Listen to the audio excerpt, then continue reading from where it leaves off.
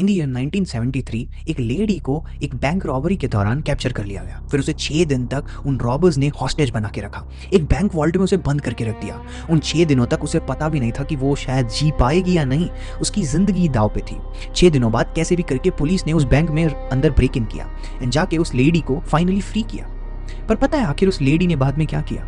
उस लेडी ने उन रॉबर्स के अगेंस्ट टेस्टिमनी देने से मना कर दिया और आगे जाके उस लेडी ने एक पूरी लीगल डिफेंस टीम हायर की उन रॉबर्स को डिफेंड करने के लिए। And the most crazy thing is, आगे जाके उस लेडी ने एक रॉबर से शादी भी कर ली। इस पूरे केस को सुन के तुम्हारा पहला रिएक्शन यही होगा कि ये लेडी थोड़ी इंसेन थी, ये लेडी थोड़ी सी पागल थी, बाकी ऐसा तो कौन ही करता। अगर मैं इसकी कंडीशन में होता तो मैं तो ये कभी नहीं करता। But what if I told you that you are doing the exact same thing, just the version of you is pretty different? This is not about that lady or this is not about that gunman. It's something very quieter which is in your life. Something that you have defended so many times that you have accepted that justification as the truth itself. This video isn't about hostages. This video is about you. कुछ obvious से examples लेते हैं। Abusive relationships. A partner who gets hit by the other one in the relationship actually tries to defend it by saying that you don't understand our relationship. He don't mean anything like that. You just are not us. We are working on our relationship. And दूसरी तरफ तुम पाओगे अपने family और friends को जो constantly से third person view से देख रहे हैं, बोल रहे हैं कि ये रिलेशनशिप टॉक्सिक है, इस रिलेशनशिप से बाहर आ जाओ, पर तुम इनकी बात नहीं मानोगे और तुम अपने रिलेशनशिप को और अपने पार्टनर को अपनी लाइफ से भी ज्यादा डिफेंड करोगे।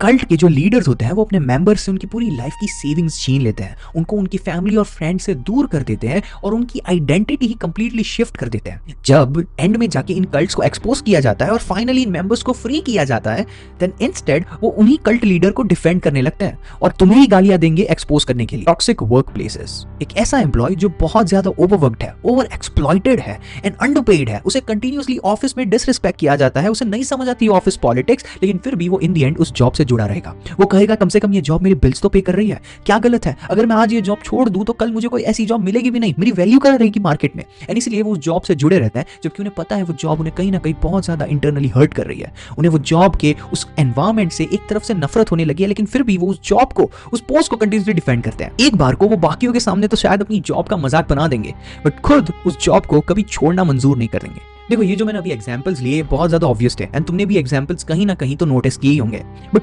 तुमने इन एग्जांपल्स में कोई कॉमन सी चीज देखी, कोई कॉमन सी ट्रेट?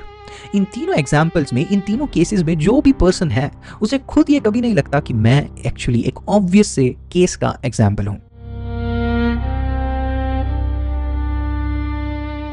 ऐसा समझो कि तुम्हें गोल्डन केज के अंदर बंद करके रख दिया गया है। अब ये गोल्डन केज धीरे धीरे तुम्हें इतना अट्रैक्टिव लगने लगता है कि तुम भूल जाते हो कि ये केज है और ये तुम्हारी फ्रीडम को ही हिंडर कर रहा है, लेकिन फिर भी एक गोल्ड तुम्हारे लिए इतना बड़ा अट्रैक्शन बन जाता है लाइफ में कि तुम उसे ही अपनी लाइफ बना के बैठ जाते हो, instead of understanding that it is a cage and it is hurting you, it is stopping you. Why does this happen? Because you don't have your identity now other than the cage. मतलब वो cage ही, वो gold ही तुम्हारी life है अब, और उससे बाहर तुम्हारे लिए दुनिया एग्जिस्ट ही नहीं करती। वापस से उन्हीं एग्जांपल्स को लेके तुम्हारे इस पूरे बिहेवियर सिस्टम को आराम से समझता है। Example 1, the relationship. Let's say इस बार तुम्हारा रिलेशनशिप उतना ज्यादा टॉक्सिक नहीं है, बस खुद में थोड़ा सा ड्रेनिंग है और तुमने खुद भी सोचा है कि मैं इस रिलेशनशिप से शायद उतना खुश नहीं हूँ, शायद मैं जितना खुश हो सकता था, मैं जितनी प्रॉस्पेरिटी लाइफ में चाहता था, मुझे रिलेशनशिप उतनी प्रॉस्पेरिटी तो नहीं दे रहा है एंड मैं उतना भी ज्यादा सेटिस्फाइड नहीं हूँ। तुमने शायद 1-2 बार ब्रेकअप करने का या रिलेशनशिप से वॉकआउट करने का सोचा भी होगा, बट लेकिन वापस तुम उन्हीं पॉइंट्स को डिफेंड करने लगते हो। तुम ये सोचने लगते हो कि तुमने कितना ज्यादा टाइम इन्वॉल्व किया है इस पूरे रिलेशनशिप में, मतलब शायद तुमने बहुत ज्यादा टाइम अपने पार्टनर के साथ ऑलरेडी बिता दिया है। कोई तुम्हें वैसा नहीं समझ पाएगा जितना तुम्हें उस पार्टनर ने समझा है। दुनिया में तो कोई भी परफेक्ट नहीं होता, तो हमारा रिलेशनशिप कैसे परफेक्ट होगा? एंड देन ऑब्वियसली हमने इतने साल बिता दिए हैं, हम आगे की जिंदगी भी बिता ही देंगे, और ये छोटी मोटी प्रॉब्लम्स तो हर किसी की लाइफ में होती है। एग्जाम्पल नंबर 2, दी करियर। एक ऐसी चीज जो तुम जब बहुत छोटे थे तभी तुमने डिसाइड कर ली थी, लेकिन अब तुम्हें रियलाइज हो रहा है कि वो तुम्हारे लिए उतनी फिट नहीं बैठ रही, तुम्हें कुछ और करना है। वो करियर में तुम्हें घुटन सी हो रही है, तुम्हें अपना करियर बदलना है, बट देन वापस से तुम अपने आप को वही आर्ग्यूमेंट्स देते हुए पाओगे, उन्हीं पॉइंट्स को वापस से डिफेंड करते हुए पाओगे कि जॉब तो हर किसी को बुरी लगती है, मेरी में क्या गलत है? अब करियर बदलने इस एज में जाऊंगा तो पता नहीं मेरा क्या होगा, मुझे अगली जॉब मिलेगी भी या नहीं, या करियर बदलने से कोई फायदा भी होगा या नहीं, पता नहीं, मैं कुछ हो भी या पाऊंगा नहीं। इसीलिए तुम अपने उस केज को ही अपनी दुनिया मानने लगते हो और उस केज को ही रियलिस्टिक समझ लेते हो और उस केज से कभी बाहर निकलना नहीं चाहते। Example number 3, the belief.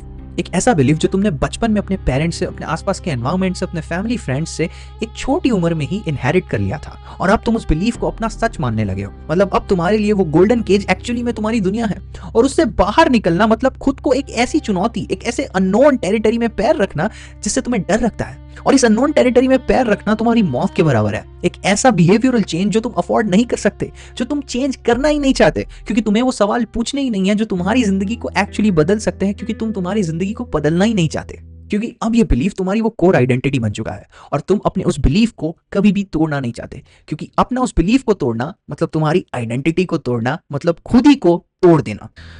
Okay, अब तुमने ये तीनों एग्जांपल्स को सुना और तीनों एग्जांपल में से तुम्हें कुछ ना कुछ तो अपने अंदर रिलेटेबल लगा होगा, but you know the contradictory part, तुम अभी से उन आइडियाज को डिफेंड करने लगे। मतलब मैं तो ये नहीं हूं, मैं तो वो नहीं हूं, मैं तुम पे कोई प्रेशर नहीं डाल रहा। लेकिन ये समझना बहुत जरूरी है, तुम्हारे दिमाग में एक अलग से क्वेश्चन आ रहा है कि आखिर ये चीजें होती क्यों है? Why does my brain operate in this manner? We build walls we cannot see. Psychologist Leon Festinger ने 1950s में काफी सारी एक्सपेरिमेंट और स्टडीज की कॉग्निटिव डिसोनेंस को लेके। अब कॉग्निटिव डिसोनेंस आखिर होता क्या है, मैं तुम्हें सिंपल भाषा में समझाऊं तो जब भी ह्यूमन का एक बिहेवियरल चेंज उसके बिलीव्स के साथ मैच नहीं होता, देन उसे एक्चुअली में एक पेन फील होता है। ये बहुत एक डिसकंफर्टेबल साइकोलॉजिकल सिचुएशन है जहां पे तुम्हारी एक्शंस और तुम्हारे बिलीव्स एक्चुअली में मैच ही नहीं होते हैं। धीरे धीरे ये डिस्कंफर्ट तुम्हारे एक्चुअल पेन में बदल जाता है and then you have to resolve it. But there are only two options. Option number 1, change the behaviour. Leave that relationship, quit that job, and start questioning that belief. Option number 2, change your belief. Start accepting that your job is your reality. Start convincing yourself that the relationships works like that and try to fix it. And third, don't question the beliefs and consider your belief as the truth itself.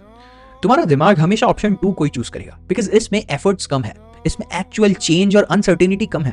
जब तुम अपना behaviour बदलते हो then एक बहुत बड़ा risk जुड़ जाता है एक अनसर्टेनिटी का, अनप्रेडिक्टेबल फ्यूचर का, एंड इसीलिए तुम यूजुअली अपने बिलीफ को चेंज कर देते हो, क्योंकि बिलीफ को चेंज करना इतना ही सिंपल है जैसे अपने आप को एक झूठ मनवाना। इस बात को प्रूव करने के लिए फेस्टिंगर ने 1950s में एक्चुअली में एक एक्सपेरिमेंट किया था, एक ऐसी स्टडी जिसमें उन्होंने खुद एक कल्ट को इन्फिल्ट्रेट कर दिया था। उस कल्ट का मेन मोटिव और मेन प्रेडिक्शन था कि दुनिया इस पर्टिकुलर डेट को खत्म हो जाएगी। लेकिन जब वो डेट निकल गई और कुछ भी नहीं हुआ तो तुम्हें क्या लगा? उन मेंबर्स ने उस कल्ट को लीव कर दिया या फिर उन मेंबर्स ने उस कल्ट के अगेंस्ट जाकर कोई रिवोल्ट किया? नहीं, एक भी मेंबर उस कल्ट से नहीं निकला। मैटर ऑफ फैक्ट उस कल्ट को लेके उन मेंबर्स का डिवोशन और भी ज्यादा बढ़ गया। क्यों? क्योंकि उनके दिमाग में एक नया बिलीफ अब जन्म ले रहा था कि हमारे उस भरोसे ने, our faith actually saved the world. उन्हें ये बात एक्सेप्ट नहीं करनी थी कि वो गलत है, क्योंकि खुद को गलत मानना और अपने बिहेवियर को बदलना एक्चुअली में बहुत हाई कॉस्ट था, रेदर देन एक नया झूठ बनाना, अपनी ही रियलिटी को वापस से लिख देना। Effort justification. हम हमारी लाइफ में बहुत सारे सैक्रिफाइस करते हैं, sacrifice of our true belongings, of our loved ones, for success और for something which we consider more valuable. क्योंकि जितना ज्यादा तुम किसी चीज के लिए अपने आप को सैक्रिफाइस करते हो, जितना ज्यादा तुम सफरिंग से गुजरते हो, उतना ही ज्यादा तुम उस चीज को और वैल्यू और तवज्जो देने लगते हो। And the reason why this happens is because अगर तुम्हारा more sacrifice isn't equal to more value, then the equation doesn't satisfy. Then my sacrifice, my pain is meaningless, and that is an unbearable question to humans. 1959 में एक experiment हुआ। Participants को 2 group में बांट दिया गया। दोनों को लेट्स से एक मूवी दिखाई गई। पार्ट ए को, ग्रुप ए को एक डिफिकल्ट और एम्बेरेसिंग और पेनफुल सिचुएशन से गुजरना पड़ा मूवी को देखने के पहले। मतलब उन्हें मूवी देखना एक सॉर्ट ऑफ चैलेंज दिखाया गया कि तुम चुने हुए हो, तुम इतनी सफरिंग से गुजर के आए हो, इसीलिए तुम्हें मूवी देखनी पड़ रही है। जबकि दूसरे ग्रुप को फ्री में मूवी दिखाई गई, मतलब जाओ आराम से जाओ, मूवी देखो, बाहर आओ। एंड में जब उनसे मूवी की रेटिंग पूछी गई तो एक कॉमन एवरेज नोटिस हुआ कि ग्रुप ए ने, जो सफरिंग से उस मूवी को देखने गया था, उसने उस मूवी को ज्यादा rating the rather than the group जिनको बस फ्री में मूवी दिखाई गई थी। This actually depends on the sacrifice and pain they had, so the movie had to be valuable to justify their pain and suffering. But in लोगों के लिए कोई भी पेन और सैक्रिफाइस एग्जिस्ट नहीं करता था, इसलिए उन्होंने मूवी एक्चुअल रियलिटी में क्रिटिकली जज की रेदर देन सेंटिमेंट से जज करना, जैसे कि ग्रुप ए ने किया था। यूजुअली हम इस आर्ग्यूमेंट में फंस जाते हैं कि मैंने ये ड्रिंक या ये खाना अगर इतना महंगा मंगवाया है then obviously it has to be worth it, but शायद वो वर्थ इट नहीं है। बट तुमने पैसे इन्वेस्ट कर दिए हैं, इसीलिए तुम चाहते हो कि वो ड्रिंक, वो खाना अब वर्थ इट हो। Intermittent reinforcement. अब यहां से चीजें थोड़ी सी डार्क होंगी बट बहुत ज्यादा इंटरेस्टिंग होंगी। अब आता है मेरा one of the favourite psychological experiments, जो BF Skinner, one of the best psychologist out there, उन्होंने एक एक्सपेरिमेंट कंडक्ट किया बस नॉर्मल से पिजन्स पे। पिजन्स को 2 ग्रुप में वापस से बांट दिया। एक ग्रुप को कॉन्स्टेंटली रिवॉर्ड्स दिए गए। मतलब उन लोगों को एक लीवर, एक बटन जैसी चीज दी थी, वो जितनी बार उस बटन को दबाएंगे, जितनी बार उस पर पैक मारेंगे, जितनी बार उस पर पैर रखेंगे, उस बटन को दबाने पे उन्हें इंस्टेंटली रिवॉर्ड दिया गया। मतलब उन्हें कंसिस्टेंटली उनका खाना, दाना, पानी जो भी था वो कंटिन्यूसली मिलता रहा, उनके रिवॉर्ड्स सेटिस्फाइड रहे। बट जबकि दूसरे ग्रुप ऑफ पिजन्स को इनकंसिस्टेंटली रिवॉर्ड दिया गया। मतलब ऐसा नहीं था कि वो लीवर दबाएंगे और कंपलसरी खाना गिरेगा, बट इंस्टेड उनकी प्रेडिक्टेबिलिटी को चैलेंज किया गया। मतलब वो जो रिजल्ट था, वो रिवॉर्ड था, वो पैक दबाने पे नहीं मिलता, वो लीवर, वो बटन दबाने से शायद रिवॉर्ड गिरता, शायद नहीं गिरता, एक अनप्रेडिक्टेबिलिटी थी। मतलब उन्हें कॉन्स्टेंटली रिवॉर्ड्स नहीं दिए गए, कंसिस्टेंसी उनके रिवॉर्ड्स में थी ही नहीं। बट इन दी एंड जो पाया गया वो ये था कि ग्रुप ए ने धीरे धीरे उस लीवर को दबाना कम कर दिया। मतलब उन्होंने उस लीवर को उतना दबाया ही नहीं जितना ग्रुप बी ने दबाया, क्योंकि ग्रुप बी को एक अनप्रेडिक्टेबल आउटकम से सॉर्ट ऑफ एडिक्शन हो गया था। जैसे कि तुम्हारी स्लॉट मशीन्स में काम करता है, तुम एक जैकपॉट को पाने के लिए, एक अनप्रेडिक्टेबल सिचुएशन को पाने के लिए, खुद को लकी मानने के लिए एक एडिक्शन का जन्म ले लेता है कि तुम कॉन्स्टेंटली उस व्हील को घुमाते रहोगे जब तक तुम्हारा जैकपॉट, जब तक तुम्हारा वो लकी नंबर वहां पे नहीं आता। बट ये एक्चुअली में एंटीडोट है तुम्हारे टॉक्सिक रिलेशनशिप का। शांति से सुनना, एक ऐसा बंदा, एक ऐसा पार्टनर जो तुमसे 100% अगर क्रूअल रहे, मतलब हमेशा तुम पे गुस्सा करे, हमेशा तुम्हारे साथ सीधे मुंह बात ना करे, हमेशा तुम्हारे ऊपर मुंह तिरछा करके बात करे, तुम्हें प्यार ही ना करे, ऐसे रिलेशनशिप से तो तुम आसानी से वॉकआउट कर जाओगे। बट दूसरा रिलेशनशिप जिसमें तुम्हारा पार्टनर कॉन्टिन्यूसली क्रूअल नहीं है, मतलब शायद तुम्हें 110% वो हेट नहीं करता, कभी कभार तुम्हें प्यार भी कर देता है, कभी कभार तुम्हारे साथ नॉर्मली भी बात कर लेता है, लेकिन कभी कभार बहुत ज्यादा टॉक्सिक, बहुत ज्यादा गुस्से में भी आ जाता है, कभी कभार तुम्हें मार भी देता है शायद, लेकिन फिर भी ये रिलेशनशिप तुम्हारे एक्सेप्टेबल है क्योंकि तुम उस एडिक्शन से गुजर रहे हो जो सेम वो बी ग्रुप ऑफ पिजन्स गुजर रहा था। मतलब तुम एडिक्टेड हो चुके हो अपने उस पार्टनर के अनप्रेडिक्टेबल बिहेवियर से कि कब वो मुझसे खुश हो जाएगा, कब वो मुझसे नाराज हो जाएगा, कब वो मुझसे टॉक्सिक रहेगा। You know the one thing among torture, कि टॉर्चर जब 6 दिन कंटिन्यूसली चलता है और 7वें दिन उन्हें 2 घंटे बस आराम दिया जाता है टॉर्चर से, उनके लिए वो 2 घंटे हेवन के बराबर होते हैं। मतलब तुम जब भी उस अपने पार्टनर को, अपने जो भी लव्ड वन है, उसको अपने अगेंस्ट क्रूअलिटी नहीं करते देखोगे, वही तुम्हारे लिए प्यार बन जाएगा। In simple words, whenever they are not toxic or cruel against you, it technically converts as love for you. And slowly this toxic relationship becomes a love relationship for you. But instead it is just an unpredictable transaction of love. And literally no attachment over here is done. But you know the thing जो internet अभी बहुत ज्यादा बात करता है about nice guys and bad guys, क्योंकि nice guy actually में consistently reward देते हैं अपने पार्टनर को। एंड जब भी तुम कंसिस्टेंटली रिवॉर्ड देते हो, यू नो वो लिवर दबाने पिजन्स बंद कर देते हैं, क्योंकि कंसिस्टेंटली जब रिवॉर्ड मिल रहा है तो वो अनप्रेडिक्टेबल एडिक्शन आई ही नहीं। ऑन द अदर हैंड एक बैड बॉय अनप्रेडिक्टेबल नेचर से कभी भी गुस्सा हो सकता है, कभी भी अपने पार्टनर से अचानक से प्यार कर सकता है, and that's why he is more appealable than the nice guy. See, the consistency can never create the stronger bonds, and the addiction in love or the obsessive nature, how much an unpredictable addiction can do. Inconsistency always creates the bond more stronger than how much a consistent relationship can do. Identity fusion, जब भी किसी चीज को तुम बहुत ज्यादा समय देते हो, किसी के साथ बहुत लंबे दौरान तक रहते हो या उसी चीज के साथ अपना दिन गुजारा करते हो, तो वो चीज तुम्हारा एक पार्ट बन जाता है। Let's say group, let's say religion, let's say an ideology, वो तुम्हारा एक नेचर, वो तुम्हारी एक आइडेंटिटी बन जाता है। एंड देन जब भी आगे जाके वो चीज के लेके कोई भी क्वेश्चन करता है, वो ऑटोमेटिकली तुम्हें हर्ट करता है। मतलब वो आइडियोलॉजी, वो रिलीजन, वो ग्रुप, वो पर्सन, वो चीज तुमसे इतनी ज्यादा अटैच हो चुकी है वो कि तुम्हारा एक आइडेंटिटी का पार्ट बन चुकी है। And then any attack on that particular thing equals to attack on you yourself, and that's why तुम उस चीज को अपनी लाइफ से भी ज्यादा डिफेंड करते हो। एंड दिस जस्ट मीन्स कि वो गोल्डन केज वाली इक्वेशन एंड में सेटिस्फाई हो जाती है कि वो गोल्डन केज अब तुम्हारा ही एक रूप बन चुका है। एंड इसीलिए कोई भी अगर उस गोल्डन केज को तुम्हारे सामने क्वेश्चन करेगा, देन तुम उन लोगों को अपना एनिमी गिनने लगोगे एंड उनके अगेंस्ट एक रिवोल्ट करोगे। बट एक छोटी सी बात जो तुम अभी भी नहीं समझ रहे हो कि वो केज अब तुम्हें बांध के नहीं रख रहा है। अब कोई भी बेड़ियां नहीं है जो तुम्हें बांध के रख रही है, तुम खुद ही हो जो खुद को रोक रहे हो। ओके, तो शायद तुमने ये सारे मैकेनिज्म समझ लिए और तुम्हें इनके पीछे की बैक एंड प्रोसेस भी अब समझ आ गई है। इन एक्सपेरिमेंट्स को भी समझ लिया, इन एक्सपेरिमेंट्स को कैसे डे टू डे इन्वॉल्वमेंट होती है तुम्हारे साथ, वो भी तुम समझ गए। लेकिन अभी भी तुम्हारे दिमाग में क्वेश्चन है कि अगर ये एडवांटेजेस है ही नहीं ये कंडीशन, देन स्टिल हमारे दिमाग को ऐसे ही चलना क्यों जरूरी है? क्यों हम अपना वे ऑफ थिंकिंग बदल नहीं देते और क्यों हम अपना वे ऑफ अटैचमेंट नहीं बदलते अगर ये इतना ही ज्यादा डिसएडवांटेजेस है? See, the thing is, you think this entire system and these mechanisms are a bug. मतलब ये शायद तुम्हारे दिमाग में कोई गलत सी चीज है, but actually in reality these situations are actually your ancient coding and your ancient rewiring. अब आखिर तुम्हारा ये सिस्टम ऐसे ही क्यों डेवलप हुआ?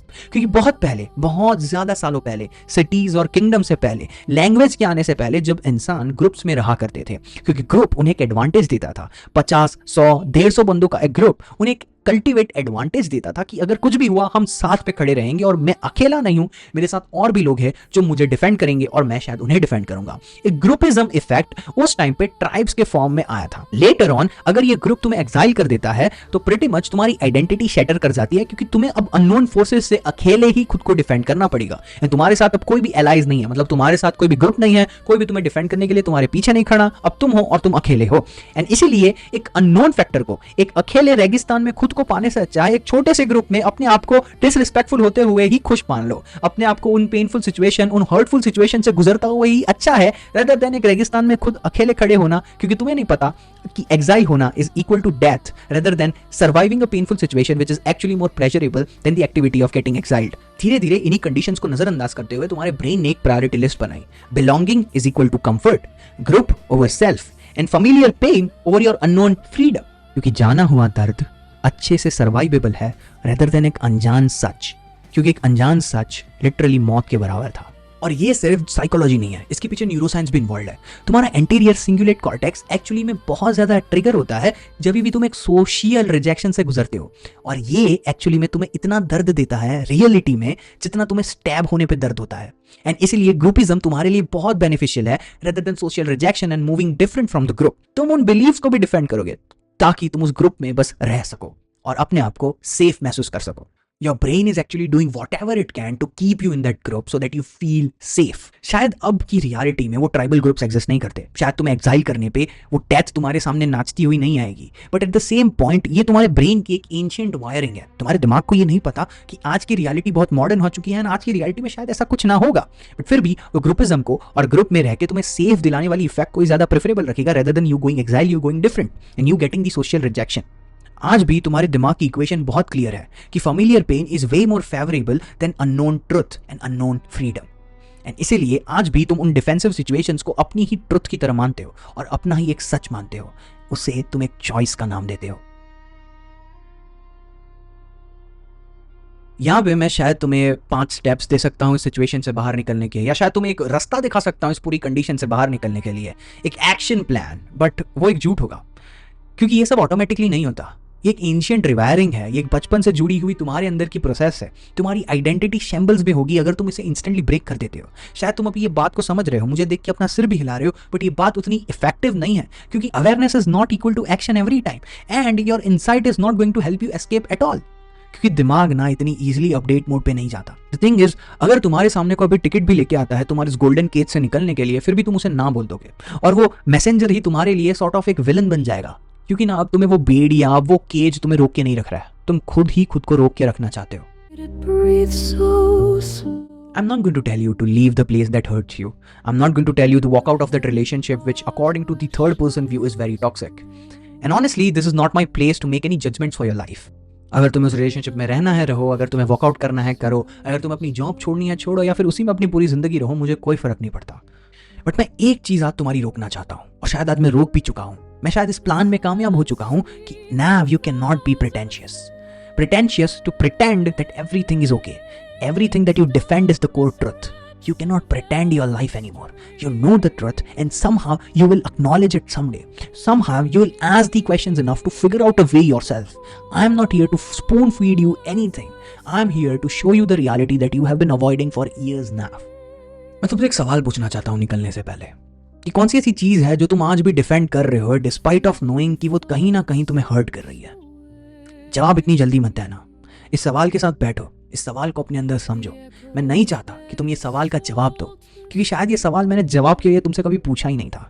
मैं इसलिए ये सवाल पूछ रहा हूं ताकि तुम अपने दिमाग में इस सवाल को हमेशा लेके चलो, और याद रखो कि तुम्हारी लाइफ तुम खुद भी अपने हिसाब से बदल सकते हो।